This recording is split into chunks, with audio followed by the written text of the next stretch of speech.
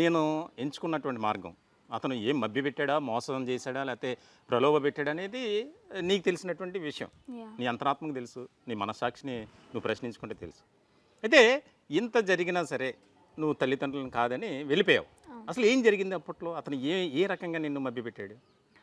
యాక్చువల్గా తను అంటే నేను నమ్మాను ఫస్ట్ ఆఫ్ ఆల్. మ్మ్. తను ఓకే తన దగ్గర పవర్స్ ఉన్నాయి, మ్మ్. ఇలా పూజలు చేస్తున్నాడు కదా, పెద్ద పెద్ద వాళ్ళందరూ తెలుసు అంటున్నారు కదా అని చెప్పని ఫస్ట్ దైవభక్తితోనే వెళ్ళాను అనమాట. ఉమ్, తర్వాత ఇదంతా క్రియేట్ అయింది, మ్యారేజ్ ఇదంతా మాత్రం తన ఫోర్స్ మీద జరిగింది. ఓకే. ఓకే మ్యారేజ్ చేసుకుందాం, మ్యారేజ్ చేసుకుంటే ఇలా ఉంటుంది, మ్మ్. నీ ఫ్యామిలీని కూడా మంచిగా చూసుకుందాం అని చెప్పని అన్నాడు. నువ్వు నమ్మేశావా అని మీరు నన్ను అడిగితే ఉమ్, ఆ టైంలో ఎందుకో అతని మాటలకి నేను ఒక మ్యాగ్నెట్ లాగా, మ్యాగ్నెట్కి ఎలాగ ఐరన్ ఎలా అటాచ్ అయిపోద్ది మ్మ్. అలాగే అటాచ్ అయిపోయాను ఉమ్, నాకు తెలియకుండానే. ఓకే. యాక్చువల్గా మా ఇంట్లో అందరు అంటారు ఉమ్, మా అన్నయ్య చాలా సాఫ్ట్, అవును. నేను కొంచెం రెబల్ అనమాట, ఉమ్, రివర్స్ పుట్టారా అని చెప్పని అంటారు. అవును.